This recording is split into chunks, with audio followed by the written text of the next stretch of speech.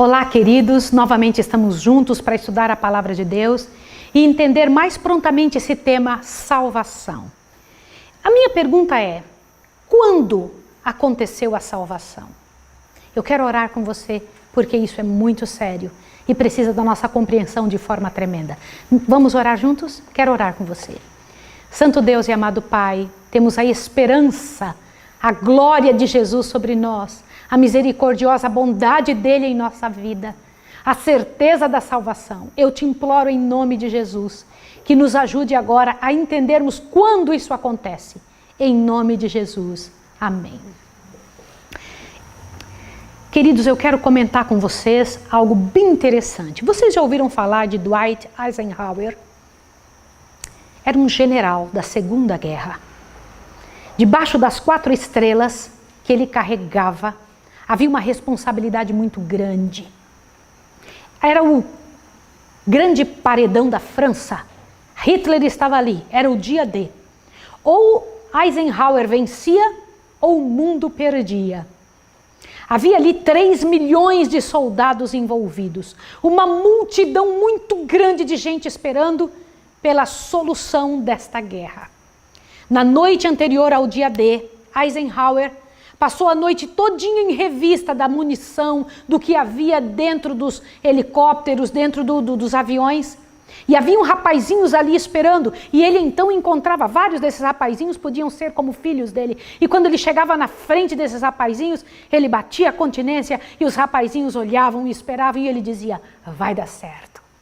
E então, enquanto os associados dele olhavam se estava tudo certo com os aviões, para onde aqueles rapazinhos iam entrar em direção à guerra, ele chegava no outro e batia a continência e ele dizia, vai dar certo. E ele passou a noite toda indo de rapaz após rapaz, soldado após soldado, dizendo, vai dar certo.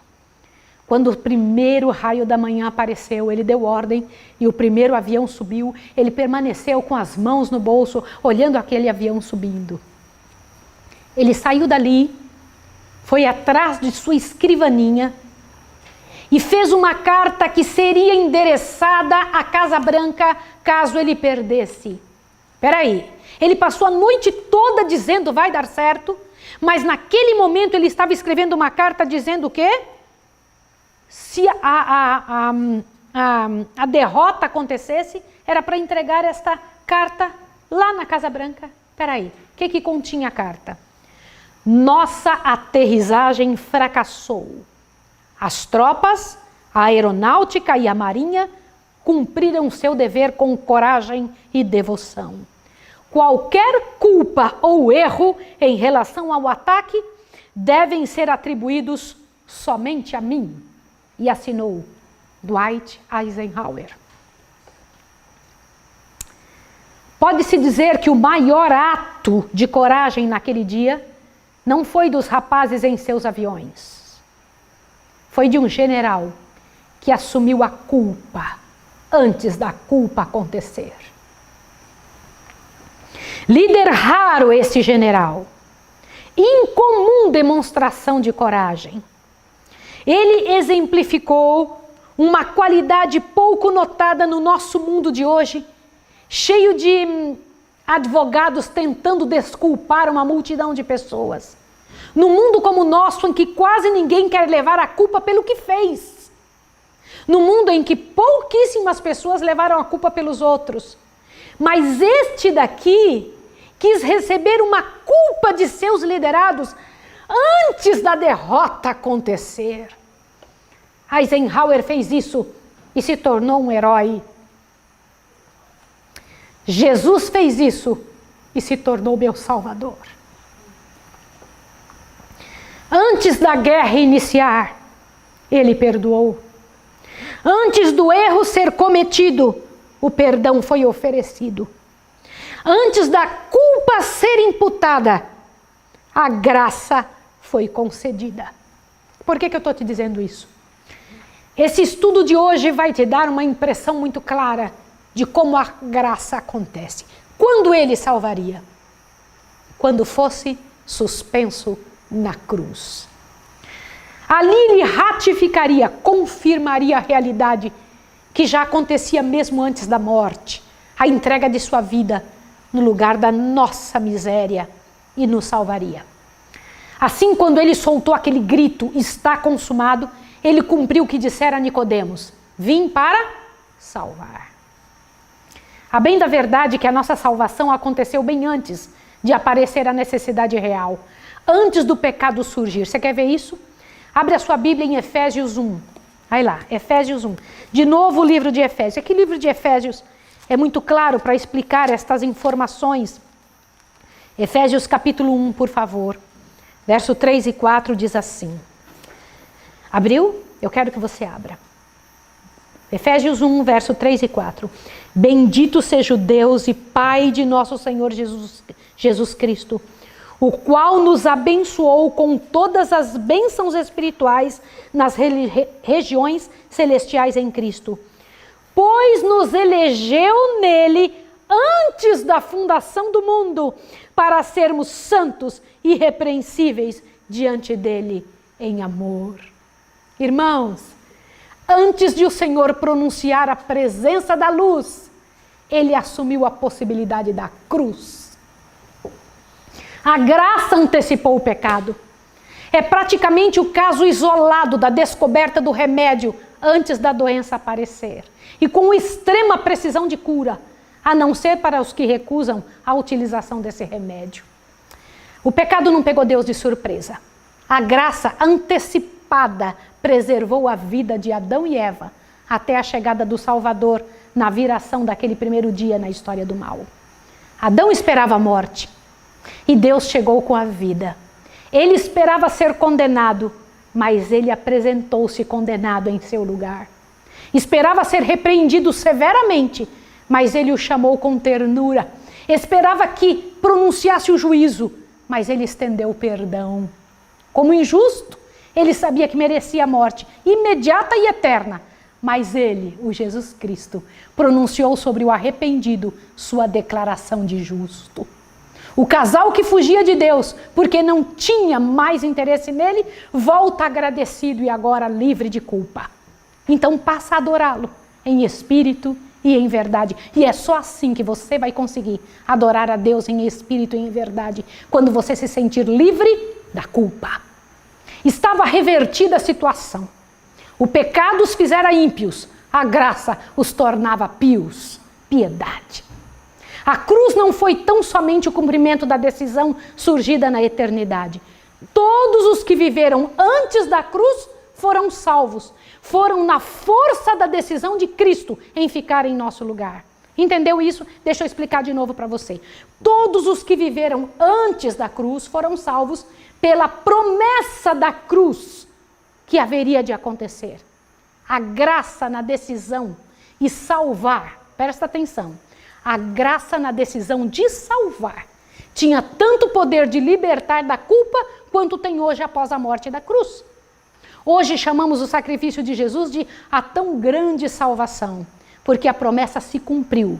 Nossos irmãos antes da cruz podiam alegrar-se no futuro sacrifício de Jesus, como fez Abraão, que teve seu filho poupado no seu lugar. E foi oferecido um cordeiro que foi provido, veio de outro lugar, pois naquele milagre viu a providência. Para que você entenda melhor, por favor, veja em São João 8. Observe o que Deus diz aqui em São João 8. Abra a sua Bíblia em São João 8. Há algo grandioso que você precisa entender, São João 8. O próprio Jesus comentou que Abraão também se alegrava na cruz de Jesus. Ele esperava a cruz de Jesus. Observe isso. São João 8, verso 56. Olha bem o que Jesus, o próprio Jesus disse. Vosso pai Abraão exultou por ver o meu dia. Viu-o e alegrou-se. Como assim? Você percebe que Abraão entendia que Jesus haveria de morrer por ele? Hoje, agora, muito mais temos nós a oportunidade de nos alegrar, porque tudo está cumprido. O cordeiro provido já desceu do céu. A vista humana, já ouvimos a sua voz, já contemplamos a sua vida pura. Sua fala ainda ecoa pelos nossos ouvidos. Por esse mundo velho e sorrado, como você está vendo, Jesus ainda fala. Ele já foi reconhecido como o Cordeiro de Deus que tira os pecados do mundo. O Pai já declarou que Ele era o seu Filho amado. Ele já se fez ovelha muda. Já aconteceu o sacrifício. Ele já declarou que foi feita a sua obra redentora. Ele já venceu a morte e já voltou para o Pai. Tudo que decidiu se cumpriu. Para nós, as promessas de Deus em Cristo são história verdadeira. Ninguém escapou da graça. Eu sei que muitos rejeitam, mas ninguém escapou da graça. Presta atenção. Lá no Moriá, onde se deu a cena de Abraão, lembra disso? Disposto a oferecer seu único filho, Isaque. O filho foi poupado e o cordeiro foi morto. Lembra disso? No Calvário, que é outro monte, aconteceu o contrário. O cordeiro foi poupado, pois era a hora do sacerdote sacrificar no templo, e diz que o cordeirinho saiu correndo. Olha, lembra disso? Quando o cordeirinho escapou das mãos, mas o filho morreu. Lembra disso? Queridos, o filho não foi poupado para que nós fôssemos. Ele, porque não cometeu pecado nenhum, pôde ressuscitar para ser novamente de tudo, sendo o comandante de tudo outra vez. Eu não sei se você sabe, mas a palavra filho do homem soava para o povo judeu como comandante. Sabia disso? Era o posto mais alto que se podia ter. Jesus recebeu de volta o comando. Ele é o comandante de tudo outra vez. É a esse Cristo que entregamos a nossa vida. Voltemos à cruz. Lembra? Está consumado? Lembra disso? E a tradução da palavra grega tetelestai, que também pode ser traduzida, segundo estudiosos da língua grega, por está pago. Foi pago o preço. O preço que o pecado pedia foi pago. Que maravilha! Que notícia! Ele quitou nossa dívida. Está sem efeito o pecado. Ele pagou a cédula que era contra nós e a cravou na cruz. Aonde eu encontro essa informação? Abre a sua Bíblia em Colossenses, corre lá. Colossenses capítulo 2. Você quer ver onde diz que Jesus pagou a cédula que havia contra nós? Por isso tetelestai. Vai lá, Colossenses. Por favor, Colossenses capítulo 2. Você precisa ler isso. Isso tem que ficar gravado em você. Colossenses capítulo 2, verso 14. Diz assim, olhe bem, eu vou ler com você. Havendo riscado o escrito de dívida que havia contra nós nas suas ordenanças, o qual nos era contrário, tirou-o do meio de nós, cravando na cruz. Ele rasgou a fatura e jogou no lixo. Você não tem vontade de gritar de alegria? Deus seja louvado, uma dívida impagável, agora plenamente quitada.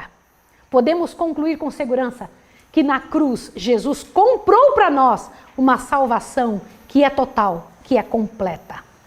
Ela não precisa de retoques. Ela não precisa ser completada por nossas obras. Eu vou repetir o que eu estou dizendo. A salvação que Jesus nos deu não precisa de retoques. Não precisa ser completada pelas nossas obras. Você não conhecia nada disso? Então fique atento ao capítulo. Tomando posse da salvação. É o que eu ainda vou passar para você.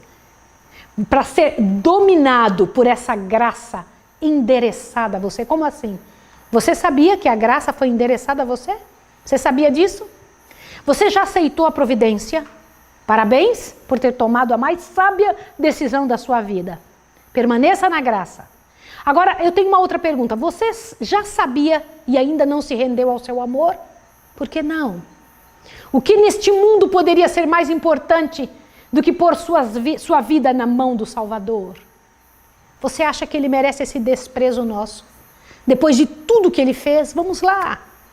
Entregue-se agora. Diga a ele que o desculpe e o perdoe por adiar tanto. Eu vou te dizer uma coisa, amigo, isso é uma oportunidade real que se apresenta. Faça. Você pode porque a graça é de graça. Não tem como pagar, você já foi salvo no Senhor Jesus Cristo.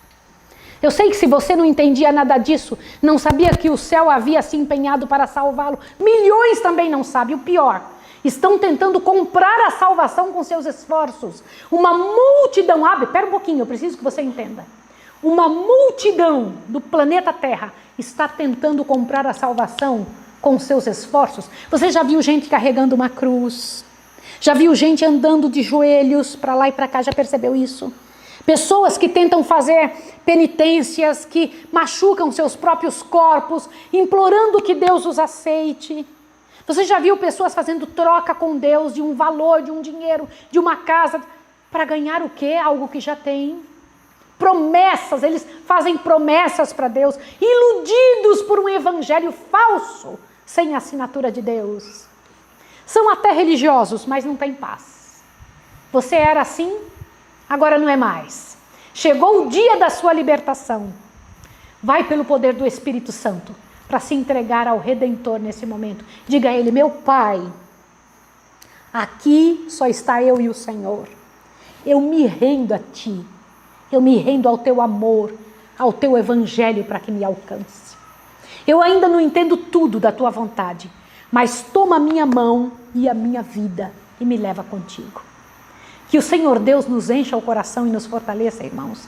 Que todos compreendam e digam: Senhor, nós cremos e queremos que o Senhor confirme que Tu és o nosso Salvador, dia a dia, todo o tempo. Obrigada, Senhor, por Sua libertação.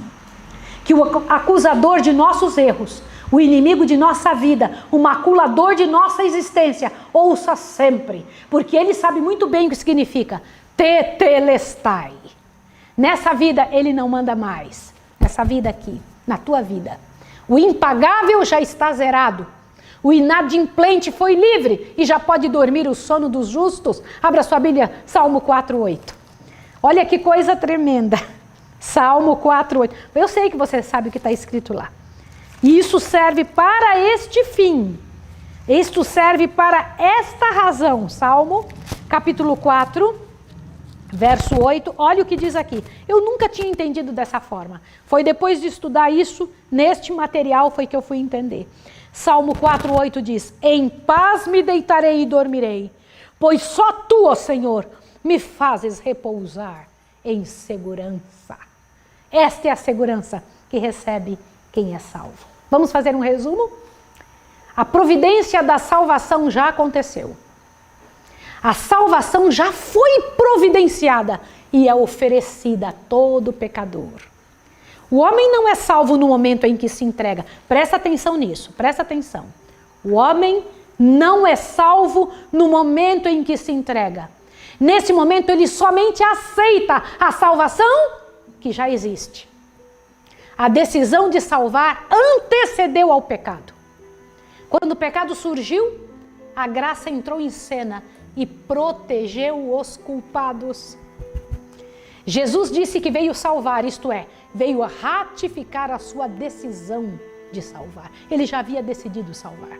Por isso, todo esforço que se faça para obter a salvação, abre seu ouvido, é uma forma de pecado, porque rejeita o que Jesus fez por nós. Entendeu isso? Isso é que você e eu temos que entender.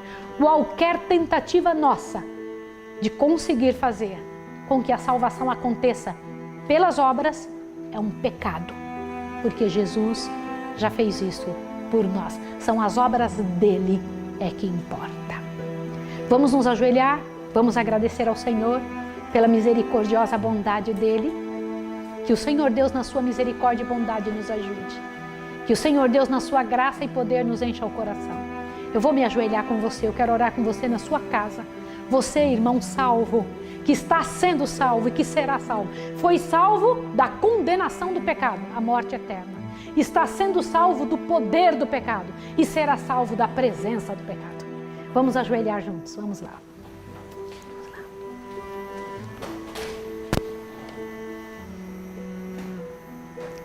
Querido Deus e amado Pai Celestial, verdadeiramente o Senhor é o nosso Pai. O Senhor enviou seu Filho, nosso irmão mais velho, para redimir a nossa raça. E Jesus conquistou o direito de nos perdoar, vivendo sua vida justa e sem pecado por nós, a nosso favor. A salvação, que é uma obra feita fora de nós, a nosso favor e sem nossa participação, ela aconteceu antes da fundação do mundo e tem um poder tremendo para todos antes da cruz e para todos depois dela. Senhor, ajuda-nos a aceitar, a compreender, a nos ofertar, a nos encher o coração diante de Tua presença. Nós nos entregamos, nós nos ofertamos, em nome do Senhor Jesus, dizendo: toma-nos, ó Pai. Queremos Te obedecer por amor e não para sermos salvos. Em nome do Senhor Jesus. Amém, Senhor. Que Jesus abençoe você e até o próximo estudo.